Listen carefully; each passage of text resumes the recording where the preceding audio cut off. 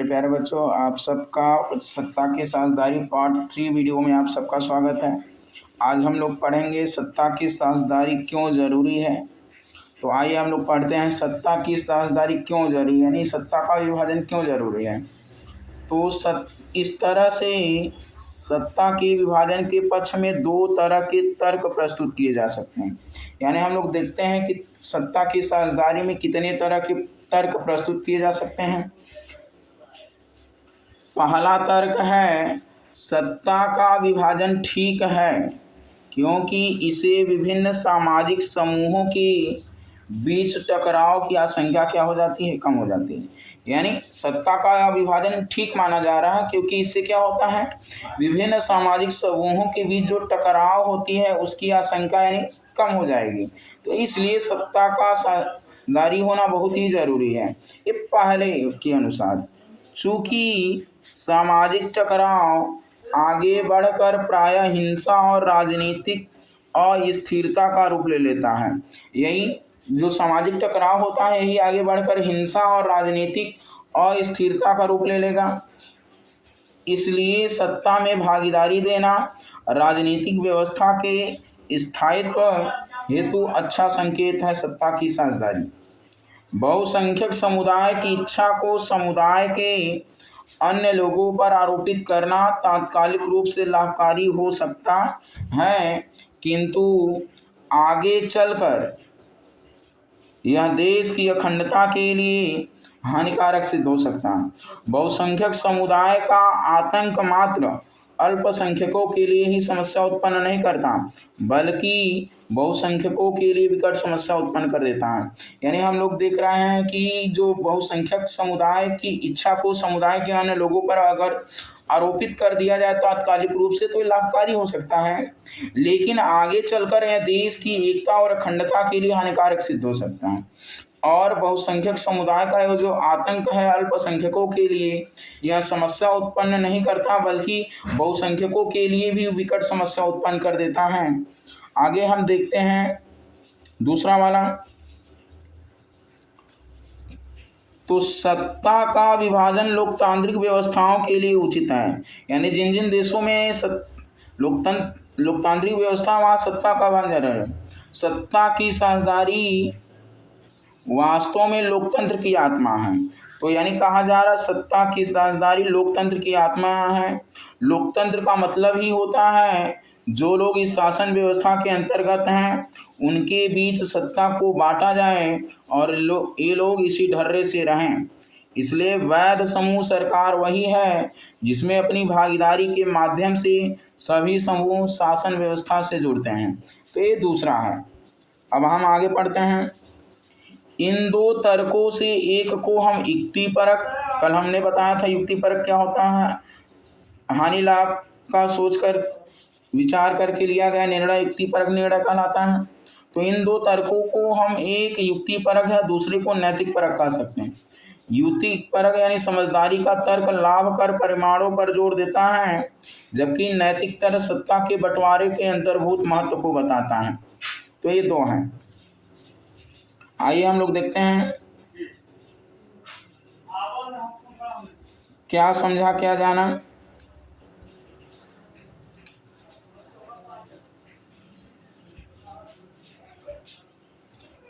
क्या समझा क्या जाना में देखते हैं हम लोग क्या है।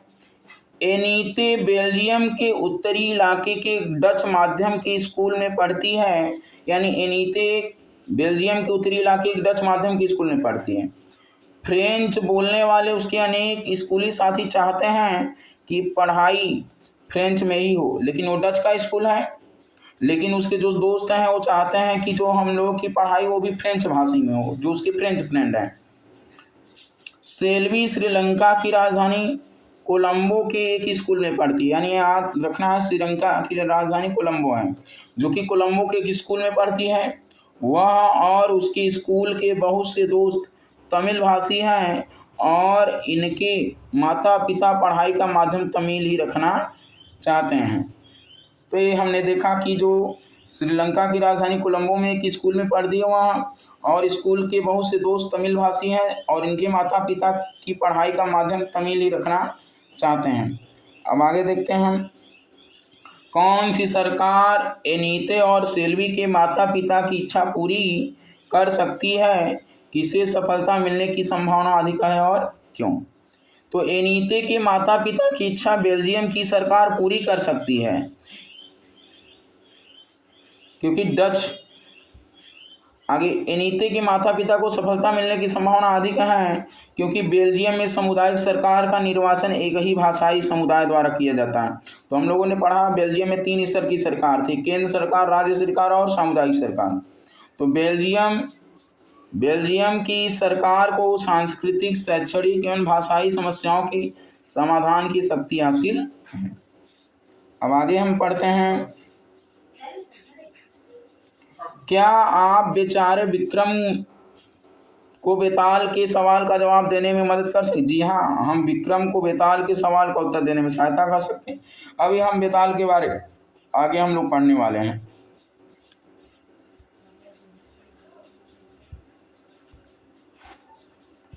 अब हम पढ़ते हैं खलील की उलझन। खलील की उलझन, तो देखिए खलील की उलझन क्या है। बेरूत शहर में खलील नामक आदमी रहता था। किस शहर में? बेरूत शहर में खलील नामक आदमी रहता था। खलील के माता पिता पृथक पृथक समुदाय के थे, यानी जो खलील के माता पिता थे वो अलग अलग समुदाय से संबंधित थे। उसके पिता ऑर्थोडॉक्स ईसाई थे तथा माँ सुन्नी मुसलमान थी, यानी माता और पिता दोनों का समुदाय अलग अलग है। पिता उसके ऑर्थोडॉक्स ईसाई थे और माँ उसकी सुन्नी मुसलमान थी। आधुनिक शहर के लिए यह कोई नई बात नहीं थी। आधुनिक शहर के लिए यह कोई बात नहीं थी। लेबनान में पृथक पृथक समुदाय के लोग रहते थे, यानी आधुनिक शहर में कोई नई बात नहीं है कि अलग अलग समुदाय के माता पिता हैं। और राजधानी बेरूत में भी बस जाते थे।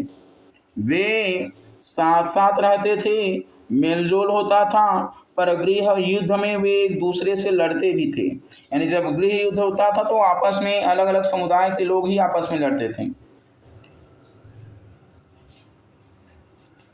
खलील का एक चाचा इसी तरह की लड़ाई में मारा गया था, यानी खलील का चाचा इसी समुदाय की लड़ाई में गृह युद्ध में मारा गया था। लेबनान के समस्त नेता गृह युद्ध की समाप्ति के बाद आपस में मिलकर बैठे और विभिन्न समुदायों के मध्य सत्ता के विभाजन के कुछ आधारभूत नियमों पर सहमत हुए। इन नियमों के अनुसार यह निर्धारित हुआ कि देश का राष्ट्रपति मैरोनाइट पंथ का कोई कैथोलिक ही होना चाहिए, यानी ये तय हुआ कि जो देश का राष्ट्रपति होगा वो मैरोनाइट पंथ का कोई कैथोलिक होना चाहिए और प्रधानमंत्री पद पर सुन्नी मुसलमान को ही नियुक्त किया जा सकता है। यानी इन्होंने ये निर्धारित किया कि अलग अलग पदों पर अलग अलग समुदाय के लोग रहेंगे, न कि एक ही समुदाय के लोग अलग अलग पदों पर रहेंगे। तो यानी अलग अलग पदों पर अलग अलग समुदाय के लोग रहेंगे।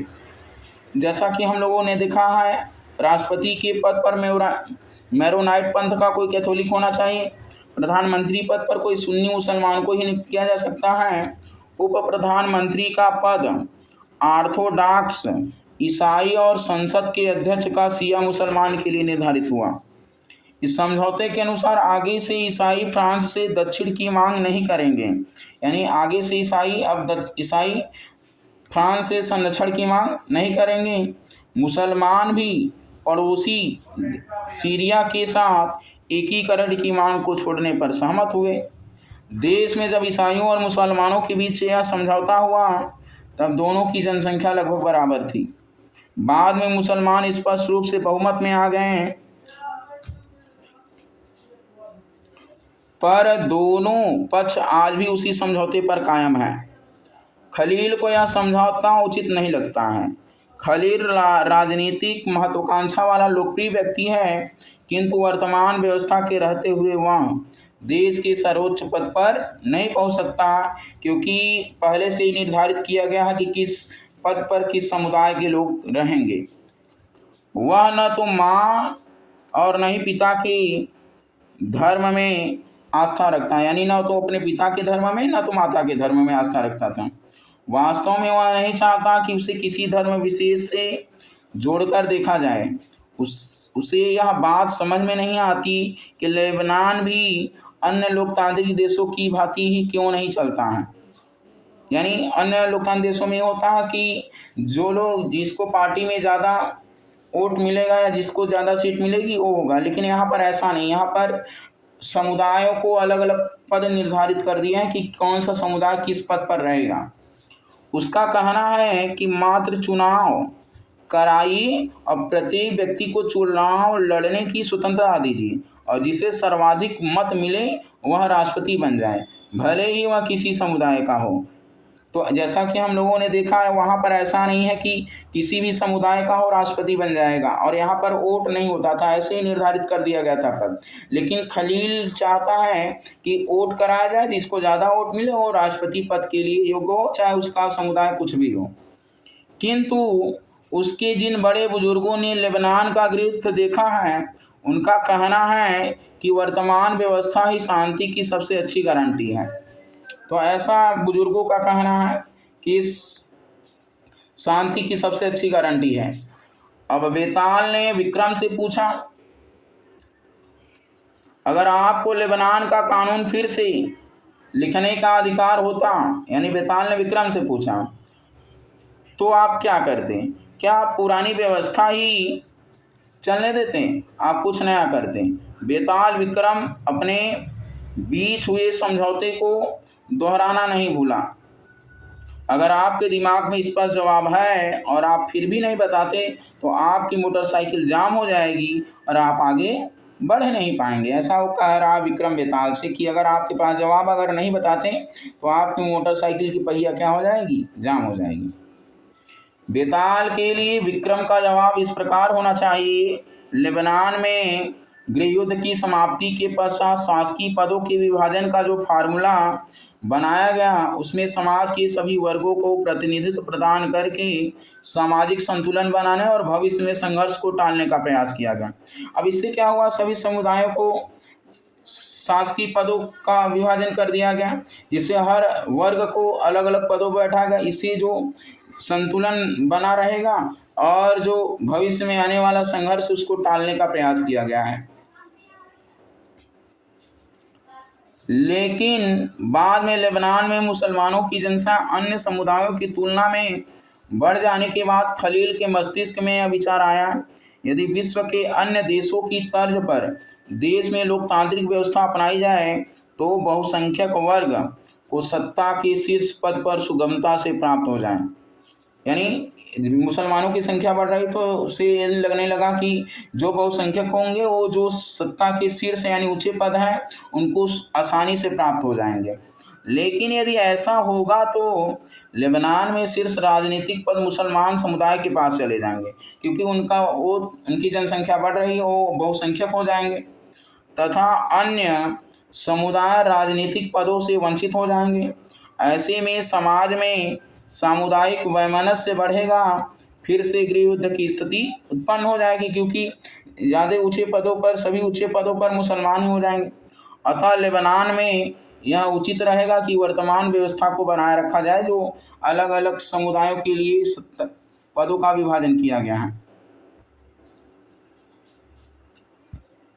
अब हम देखते हैं सत्ता की साझेदारी के रूप। सत्ता की साझेदारी के रूप, तो सत्ता की साझेदारी के हम लोग पढ़ते हैं रूप कितने होते हैं। तो सत्ता की साझेदारी का विचार इस विचारधारा के विरुद्ध आया जिसमें कहा गया था कि राजनीतिक सत्ता का विभाजन नहीं किया जा सकता है।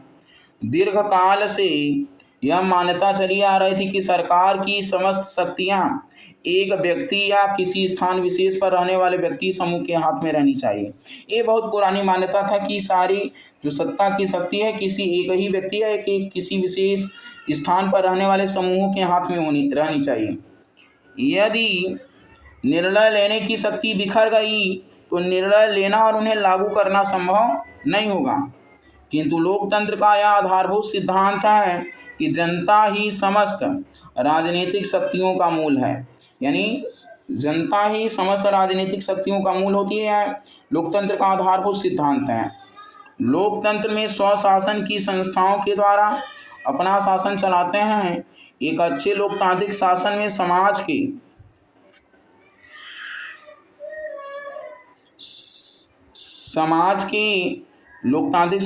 के विभिन्न समूहों और उनके विचारों को उचित सम्मान दिया जाता है और सार्वजनिक नीतियां तय करने में सबकी बातें शामिल होती हैं।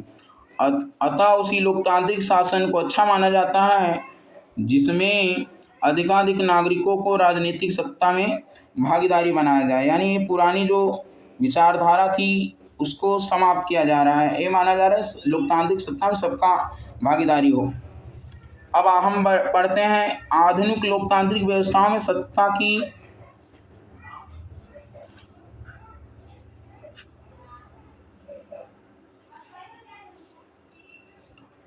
आधुनिक लोकतांत्रिक व्यवस्था में सत्ता की साझेदारी के कुछ प्रचलित रूपों के उदाहरण इस प्रकार हैं।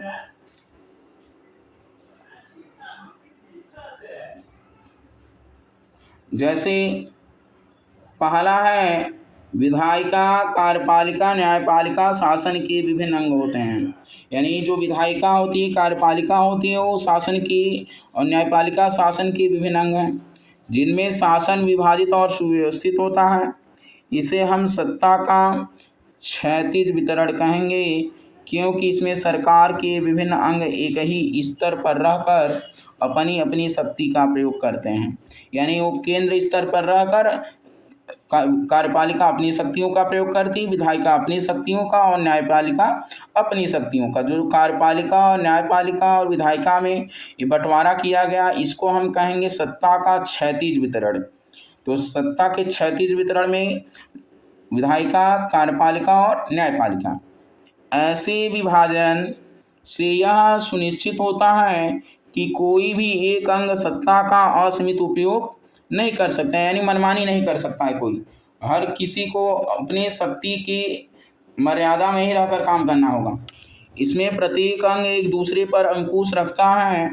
इससे विभिन्न संस्थाओं के मध्य सत्ता का संतुलन बना रहता है। हमारे देश में कार्यपालिका सत्ता का उपयोग करती है, जरूर है, पर यह संसद के अधीन कार्य करती है। यानी कार्यपालिका हमारे संसद के अधीन कार्य करती है। न्यायपालिका की नियुक्ति कार्यपालिका करती है, परंतु न्यायपालिका ही कार्यपालिका पर और विधायिका द्वारा बनाए गए कानूनों पर अंकुश यानी नज़र रखती है। इस व्यवस्था को नियंत्रण और संतुलन की व्यवस्था कहते हैं। अब हम जरा देखते हैं इस चित्र को। सत्ता की बागडोर। व्लादिमीर सत्ता की बागडोर केवल हमारे हाथ में रहे, ऐसा ही कह रहे हैं। तो ये देखते हैं 2005 में रूस में कुछ नए कानून बने हैं। इस कानून को बनाकर रूस के राष्ट्रपति को कुछ और शक्तियां सौंपी गई। इसी वक्त अमेरिकी राष्ट्रपति ने रूस का दौरा किया था। ऊपर दिए गए कार्टून के अनुसार लोकतंत्र और सत्ता के केंद्रीकरण में क्या संबंध है?